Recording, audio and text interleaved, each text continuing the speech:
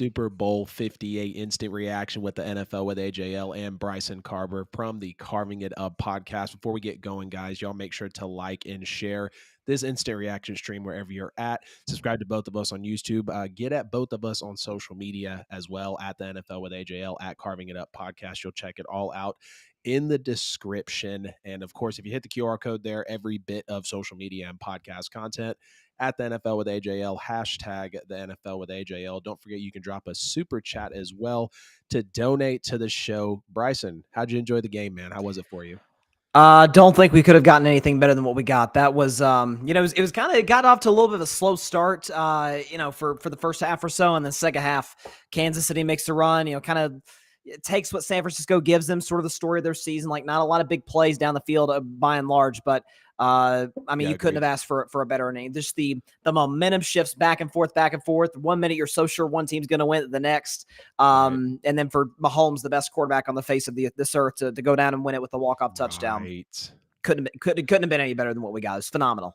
Yeah, it was a very good game. I like the point that you made there, too, about it not being a whole lot of big plays, because outside of the Mecole Hardman, I think it was a 52-yard bomb. The Chiefs turned right around and turned it over there. It was a lot of intermediate stuff. We saw some extending on both ends from Brock Purdy, also Patrick Mahomes as well. But, they had to take the things that were in front of them. Steve Wilkes and Steve Spagnuolo, I think it was really a face-off of those two guys. You know what I mean? You see the Chiefs go on and outscore them 22-10 in the second half. And even speaking of some defense, in the 4 Super Bowls, I think it's the 5. Is it 4 or 5? No. 4. The 4 Super Bowls that the Chiefs have played in within this last, really the years from 2020 and on. They've given up 22 points in total in all of the fourth quarters they've played in. So shout out to Steve Spagnuolo. Wow. Shout out to that Chiefs defense. But let's start with some takeaways, man. What were some of your takeaways from this Super Bowl? Second overtime ever. Chiefs win 25-22. Mahomes doing his thing. Well, there's a lot to go into. I mean, obviously, you sort of hit on the nail on the head with Kansas City's defense, and they've always been all season long. Like, we've talked about how, man, this offense for Kansas City can't get it going. Kelsey had a rough start to the season, rough regular season, at least by his standards. Had the injury in Week 4 against Minnesota, I remember, and we're just kind of waiting for Kansas City's offense to sort of get back to what we're used to, and even what we saw just a season ago without Tyreek Hill. But the underrated story of this season we saw throughout was this Kansas City defense. Never gave up 28 all season. Not the type of defense like Baltimore. Baltimore was by and large the best defense of the regular season, and even at times in the playoffs, where they got to the quarterback, they got turnovers, just kind of a powerhouse in-your-face defense. Kansas City was very much a bend but don't break. You can drive the field on them, but we're not going to let you score in the red zone. We're going to, when the field shrinks, Chris Jones going to get to the quarterback. Our great defensive backs. I thought L'Jarius Sneed had a great year and played pretty well in this game. And then it's sort of keep us alive, let our offense get a rhythm. That special teams play by San Francisco where the ball bounces off the guy's foot. Then there's the muff. Kansas City scores the next play to MVS. Really kind of got their offense going. And but it was sort of the story of their season. Defense keeps them in it. Offense makes a few plays to get them into it, and obviously they make the plays at the end. But today, Mahomes said it after the game, felt like a little bit of a microcosm of their season, where you're not sure if they have enough, you're not sure if Mahomes has enough, and then just they make a few more plays than everybody else. And I will say though, I was very impressed with Kansas City. Hasn't been the best this year at stopping the run. And listen, Christian McCaffrey's a great player. 22 carries for 80 yards is not a bad stat line by any means. He would have been Super Bowl MVP if honestly the Niners would have won. I think he had 150 all-purpose yards, 30 touches, a score. Sure. But in terms of run the football, like held him to 3.6 yards per carry, kind of we're saying, hey, Brock Purdy, you're going to beat us with your arm. And at times, he made some tough throws to Ayuk, to Debo, to McCaffrey. So I think that's the takeaway. Kansas City's defense bending but not breaking down the red zone, and their offense being able to cash in. That was kind of my main takeaway, was the red zone. Yeah, excellent points, no doubt. We got 10 people in the chat with us. Chris G, what's up, man? Michael Darby, my boy out there. Steve Betker, Saints got it next year. Man, I hope Darby coming around. Saints better be in the Super Bowl next year. Yeah, we got to be in New Orleans, right? Niners defense was scared to touch Patrick Mahomes. They didn't want to get flagged. I actually thought they were on Mahomes a good bit tonight, and that's one thing I actually, said on Twitter during the game was, show me a collection or series of plays where Patrick Mahomes actually just had a simple drop back, read the defense, and release. It was a lot of Steve Wilkes putting that shell defense out there, putting those kind of two high safeties, those cover schemes to where it looked like they were going to play zone, and then post-snap, they're falling into that man coverage. So Mahomes has to be really tight with these throws, and of course he did his thing throwing over 300 yards in this game. But we saw a lot of Mahomes like holding the ball, kind of pirouetting out of the way, getting out of the pocket. And you either saw, Bosa on one end, Arik Armstead on the other. Of course, even Chase Young getting in and getting some touches as well. But yeah, this was a game. I even tweeted this also earlier. It was like, this feels like one of those games where we're going to be sitting here a lot, like you said, Bryson, asking ourselves, do the Chiefs have what it takes to actually win this Super Bowl? And then when it comes down to it, third, fourth quarter, and even overtime, just like they did tonight, they make the plays when it needs to happen. Talk about an amazing 4th-and-1 gutsy call to Oh, basically have the fake handoff. I can't remember if it was to Hardman, Kelsey, one of the players for Kansas City, and Mahomes just takes the option right up to the right, easy 5-6 yards, scrambles again later in the fourth, I believe, to get them into that field goal range, or if it was in overtime. Not too sure. It was a lot to take in, with this game. But you even look at Kansas City as well. They had 2 turnovers, one in the red zone. Of course, San Francisco had a turnover as well. And then they had a turnover at the start of the second half. And I was like, look, Kansas City was never out of this game. You get right. them in a point to where all they had to do, Bryson, all night was just make a play or two.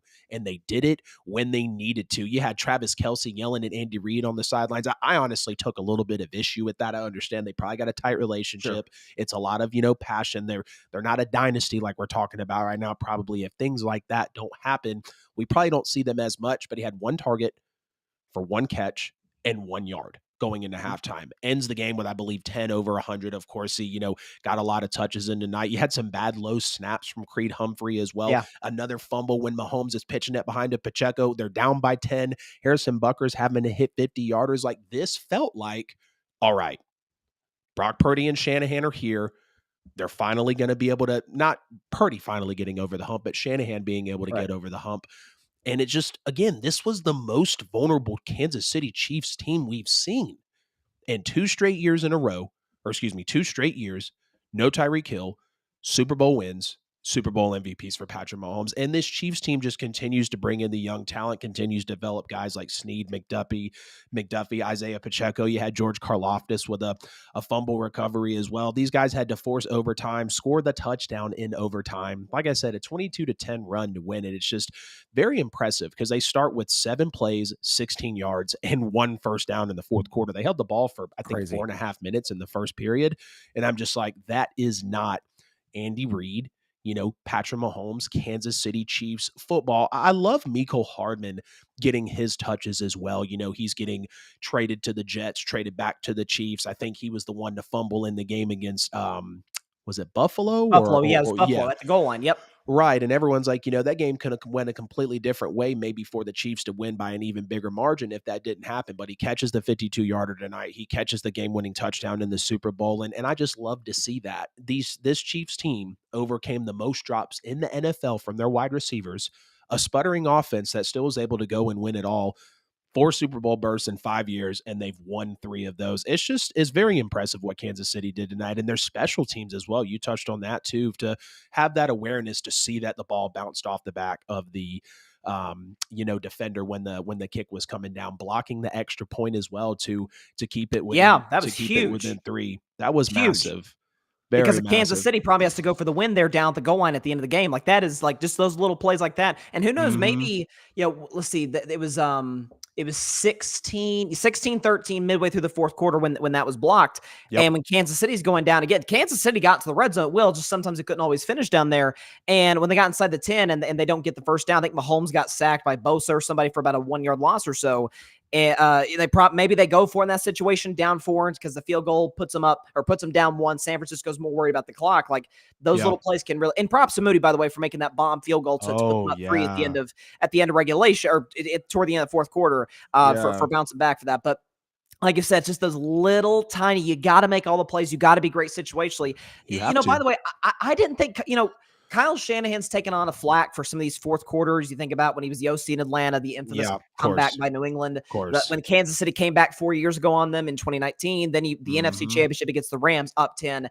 I thought he caught a great game tonight. I I thought thought he did too. the motion was great. Debo, Yep. McCaffrey, Juwan Jennings had a fantastic night. Even that play Yes. in overtime, the play is designed beautifully. Purdy's got Juwan in the end zone, but you got Chris Jones doing what Chris Jones does, coming up the middle, Yep. getting in Purdy's face. Yep. That's why And you pay him the money you do. That's why you pay. Yeah. Oh, he's getting the bag this offseason. No question about that. He ain't got to worry about that. He's going to get the bag for sure. By Right. the way, he made that play on Josh Allen a few weeks ago when Josh Allen had Shakir in the end zone. Yep. We But remember again, Chris this was Jones's deal was pretty incentive laden with the Super Bowl win in there, and he executed it. he got it. No, he covered all the incentives. He got as much bread as he could get for the 2023 season and postseason. But no, in general, it was just again those little plays. Kansas City's defense being able to bend but not break. But Yep. listen, I don't know what the conversation is going to be tomorrow from the San Francisco side. My guess is, if not Yep. now, when? Because the NFC has never been weaker, and props to them, they got through it.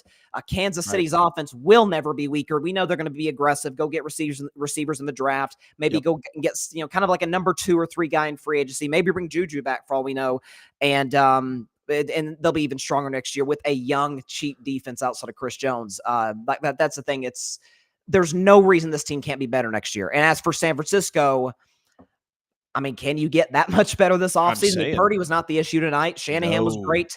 The defense was played. This was the defense's best game of the year relative Yeah. to how they played against Green Bay. They had some struggles. Detroit torched them most of the night. Yeah. I think that's if the conversation is centered around Shanahan, then that doesn't make sense. And even to a certain degree with Purdy. Purdy wasn't perfect, but he made some big time throws, especially on third down in the Right. fourth quarter and overtime. But I think the conversation around the Niners tomorrow is going to be if they can't break through now, if they can't get this Chiefs now. By the way, similar conversations that the Bills are having. Bills Yep. had him at home. Yep. First game with Josh Allen Mahomes at Highmark Stadium, Buffalo. Like, if the Bills can't get him now, if the Ravens can't get him now, if San Francisco, when the heck are you going to get him? And so Right. that's got to be the frustration for the NFL. And, listen, a three-peat's never happened. Who's to say this Chiefs team can't do it? We got a whole offseason and draft to worry about, but I don't see a whole lot of people betting against this team next year. I'll tell you that much. Yeah, absolutely. All 11 of you guys, please make sure y'all like, subscribe, share the show. I think this is the most we've ever had on the live in a while, so I want to make sure we get all of that engagement. Now, we're up to 14. All 14 of you, please make sure to like, share the stream. Get at me at the NFL with AJL. Get at Bryson at Carving It Up Podcast.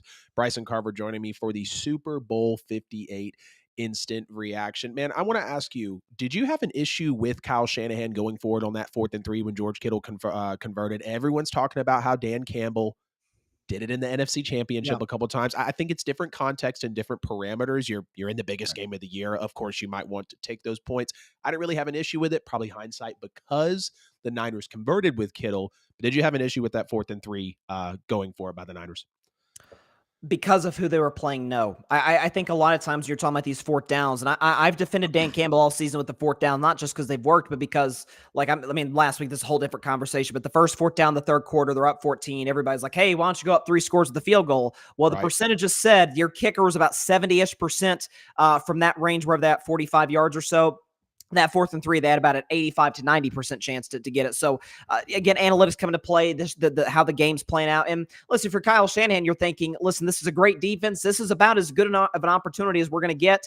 We've got playmakers everywhere. Our quarterback's been accurate all night. We give him enough time to throw, he can make the play. But obviously, hindsight's 2020, they were able to convert. But at the end of the day, listen, if this is week 7 against the Arizona Cardinals, you probably take the points. But this is Patrick Mahomes. This is Andy Reid. This is the Super Bowl. Like, if you're gonna lose the Super Bowl because you played it safe, you're gonna have a lot of sleepless nights over the next 7 months. If you lose the Super Bowl because you put your chips in the middle of the table, listen, like I guarantee you that when Philadelphia beat New England in the Super Bowl in 2017, I guarantee you when they were watching film of the Patriots, those 2 weeks building up to the game, they watched Atlanta and they saw Atlanta play it safe. They saw Atlanta play tight, worry about the clock. Philadelphia, we all know Philly's special. They said, if we're going to lose, we're going to go down swinging. That's what Kyle Shanahan did tonight. So, and that's props to him for sort of his maturity as a coach in that regard, because he has been a guy who's played it safe in these games. Again, up double digits in this one. The strategy, the mindset didn't change. And so that's why, again, I said earlier, I don't think the blame should go on Shanahan for this loss, because, listen, if you're going to go down to the Chiefs, you better go down swinging, because that's the only way to get this Chiefs team is to give them all you got. Yeah. Do you think Greenlaw's injury hurt the 49ers, Christopher asks? Yeah. But, I mean, Kelsey was a no-show with Greenlaw. And now it's brief. Greenlaw went down, was it late first quarter-ish? Yeah. Which is sad terrible to see that happen coming off the sidelines. I'm like, damn. Like, here come the articles and tweets about why NFL fields are continuing to be scrutinized because of that right there. It's a freak accident, when your body is trained to such an elite form and your muscles are very used to cutting at certain angles. that type of thing can happen. I mean, look at Kyler Murray. We watched him tear his ACL non-contact. Now, given he's a smaller guy, but we're talking about Dre Greenlaw, being a bigger guy. Yeah, I definitely do think it hurt them, no doubt, because when you talk about how this 49ers team is as a unit, as a whole, with the Fred Warner, with Greenlaw, Armstead, Chase Young, Nick Bosa, you got Demo Lenore back there. You've got the other secondary players. Like, all of them need to work within that unison, because you saw tonight when the Niners rushed four, Mahomes was still like under duress. Mahomes Sure. was moving around a lot tonight, and that's why we saw a lot of Mahomes not having those simple dropbacks, him dropping back, kind of loading up, and then it's like, no, he's still scanning that Steve Wilkes defense. They are showing him things that are absolutely, throwing him off. Let's ask this question though, Bryson. Kyle Shanahan's now 0-3 in Super Bowls. One as a coordinator, two as head coach. A lot of people were on Twitter saying, run the ball, run the ball. Christian McCaffrey had a great game again, 30 touches, 160 yards, and a touchdown tonight. I think it was 20 carries for 80 yards, another 22 carries for 80 yards, 8 catches for 80 yards, and the touchdown came through the air. I'm not necessarily blaming Kyle Shanahan either, because I think the Niners just got outplayed in the back half. I thought they played well overall, but it's hard to bring Mahomes down. Do you think it's time to start asking a serious question about Kyle Shanahan? No, not at all. Because at the end of the day, what you got to factor in as well, and I talked about this on my show on Friday, is all of his Super Bowl losses. Now we'll add this one. This is now 3. And even if you're going to factor in the NFC Championship game loss in 2021 to the Rams, he's had the inferior quarterback in every single game, and all of them came down to the wire. 2 went down to overtime. The other 2, he blew 10-point leads in the fourth quarter. I get, not that he doesn't deserve blame for that. Tonight, not as much as the other 3 before that. Right. I understand he's got to bear responsibility. He is the head coach after all. But yeah, at the end of the day, if there's no shame to losing to Brady once at the peak of his powers, Mahomes twice, and Matt Stafford, who was on a roll in that playoffs. Like, Right. especially, listen, Purdy, I think we would all agree, is a better quarterback than Jimmy Garoppolo. He can simply make more Yeah. throws than Jimmy, better arm, Yep. more mobile. But Yep. More durable. end of the day, there's just only so much you can do in terms of not necessarily play calling, but when you got that other guy on the other side, it doesn't matter what defense you throw at him. It doesn't matter. He's going to make the plays. He's going to make the throws he has to when necessary, whether it's do it with his arms or with his legs tonight. By the way, Mahomes led the Chiefs in rushing tonight. It wasn't Pacheco. I think Yeah. it was 9 for 66, average about 7-ish Correct. yards a carry. Crazy. So he was great in that regard as well. But if the narrative tomorrow is, oh, Kyle Shanahan's this playoff choker, I think that's completely blown out of proportion and not taken into context who he's playing. Like, again, if he was losing playoff games to, no offense here, but Kirk Cousins and the Vikings, okay, that's Right. different. But Right. he's losing to the greatest quarterback we've ever seen back in 2016. And in my view, the best quarterback we've ever seen, Mahomes. Best, greatest, 2 different things. And then obviously to Matt Stafford in 2021 when he had Jimmy G. I don't think it's on the blame goes on Shanahan tonight. I simply don't know how you could place it on him. Yeah, and you look, that the Niners are up 10-3 at the half. They don't score their final 9 points in regulation until the fourth quarter. 110 rushing yards tonight, 5.4 yards per play. Really bad on third down. They were 3 for 12. Of course, they were 1 for 1 on fourth down tonight, but you see 6 penalties for them, 6 penalties for the Chiefs, 5 punts for them, 5 punts for the Chiefs, 1 sack allowed for the Niners, 3 sacks allowed for the Chiefs. 38-31 time of possession for San Fran, 36-26 time of possession for, Kansas City. Each of them had 2 turnovers tonight. So it really was a game that just came down to those finesse plays. And it's like I said earlier in the show, and like I thought it was going to be earlier in the game, it's going to be one of those instances where we wonder if the Chiefs have enough offensively. Do they call the right game plan? Is Mahomes going to be able to be special tonight? And they can, when it came down to it, they made those plays when they needed to. Mahomes, 34 for 46, 333 yards, 2 touchdowns, 1 interception. Of course, he does come away with the Super Bowl MVP. Mahomes, like you said, 9 carries for 66 yards. Brock Purdy was even pretty sweet as well. We talked about that, 23 for 38, 255, 1 touchdown.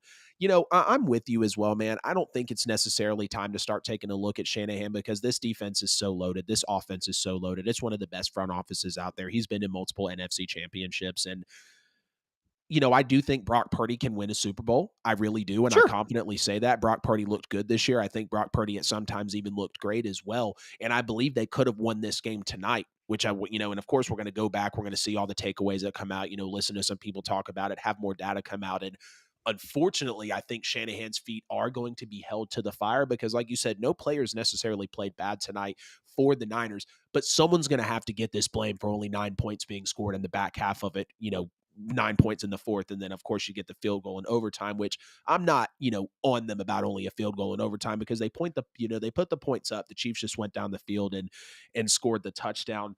It's tough for Shanahan, though, because you see teams in the NFL like they'll do so many great things with a coach, right? They'll win Super Bowls, they'll produce these MVP players, they'll get to the playoffs, but you wonder, have we hit the ceiling even if this guy's giving us 11, 12, 13 wins a year, but we're not able to finish the job? I don't believe Brock Purdy's job comes into question. I don't believe anyone's job really comes into question for San Francisco.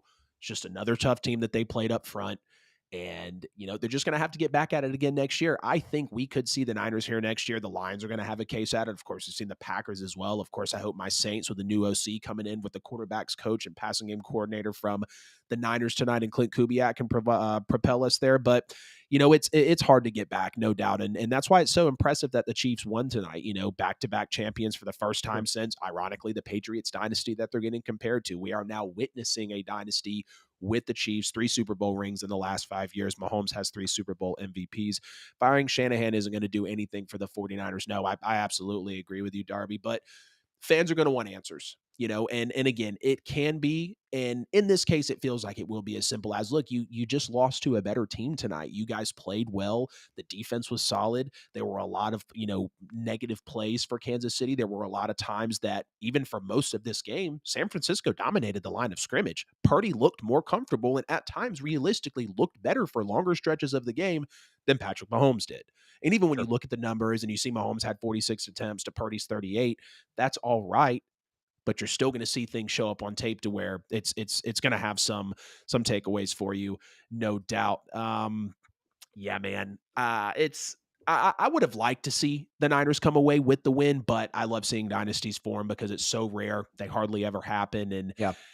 we'll see how things go on as the season rolls out. And it was our last football game until August, but we've got the draft coming up. We got a lot of offseason stories out here, and it's going to be exciting to see how things roll out. A little bit of a switch over. Well, still with the Super Bowl, but some more topics here. What were your thoughts on the halftime show, man? Usher just went out there and did his freaking thing, bringing Atlanta to Las Vegas, didn't he?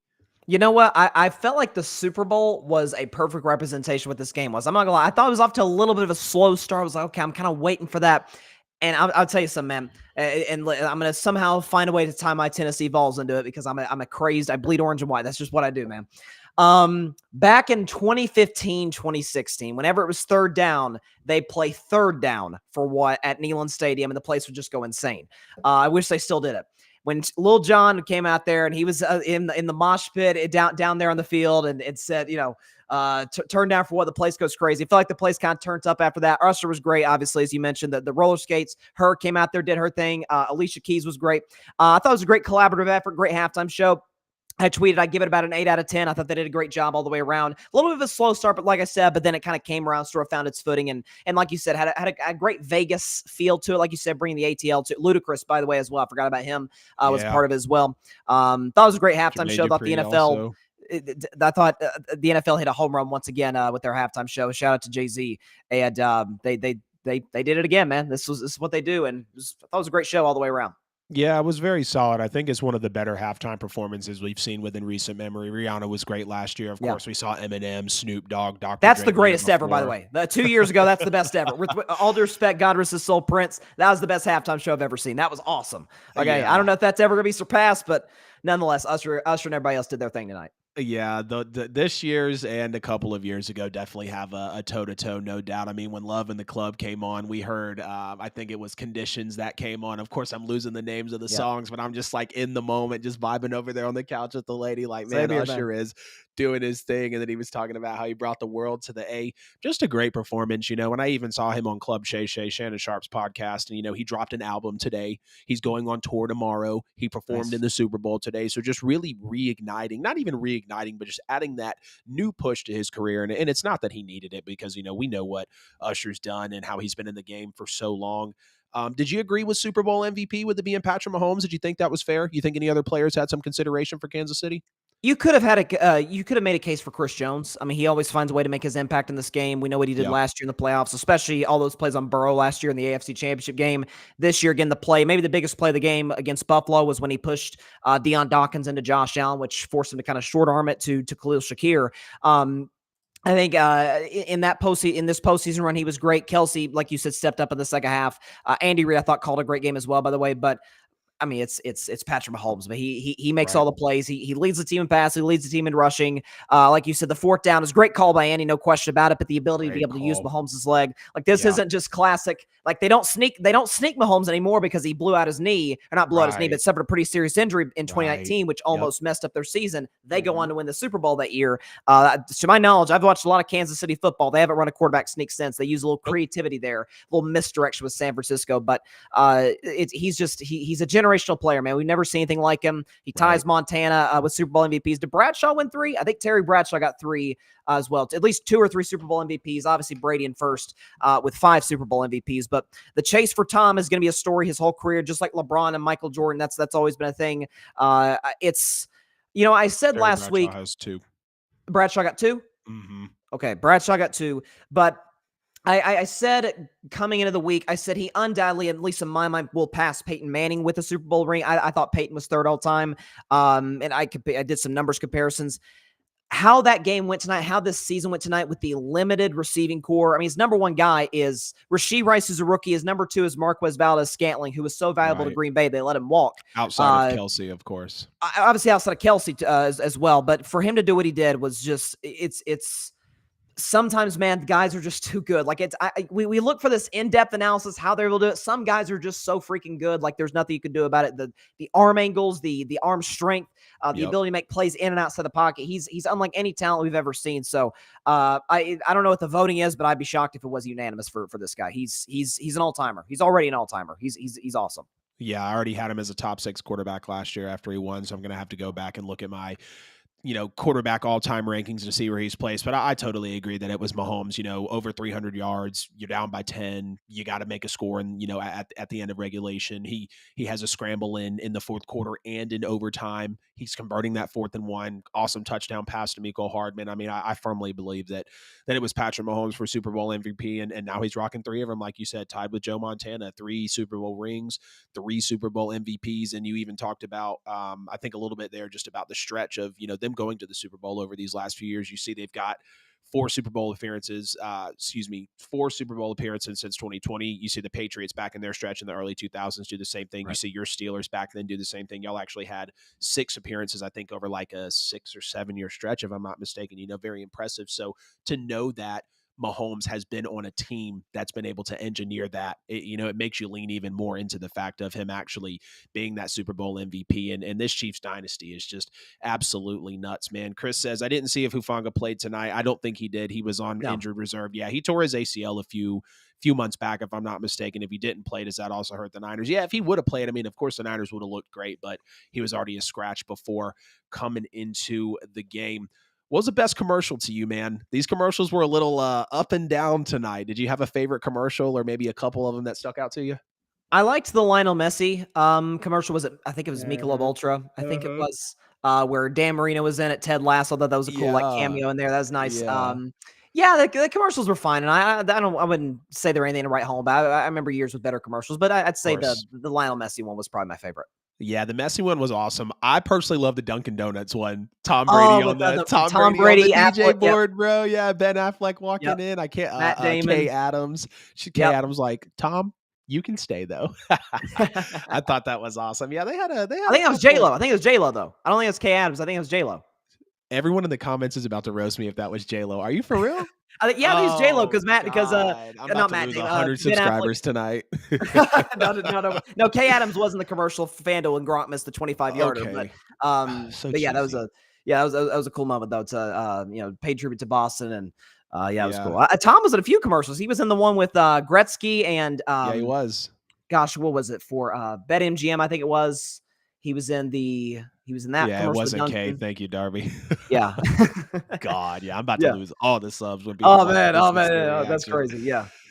Yeah, I thought that one was pretty solid though. I like that Dunkin' Donuts one, the one that you said with Messi as well. There was another one that I can't remember off the top of my head. I couldn't get over all the Temu commercials though, or Temu, whatever, Oh, shot it's too shopped much. like a It's too much. billionaire. I'm like, Too dude, much. they dropped like 10 M's to get their Super Bowl spots in here, dude. They had to have. I mean, it's basically like similar to the Wish app. And I've seen like the ads and stuff pop up on Facebook and Instagram, and I was like, these dudes are making a push for the Super Bowl. Do you have any pregame grub or any drinks that you enjoy before, during, or even after the game, bro?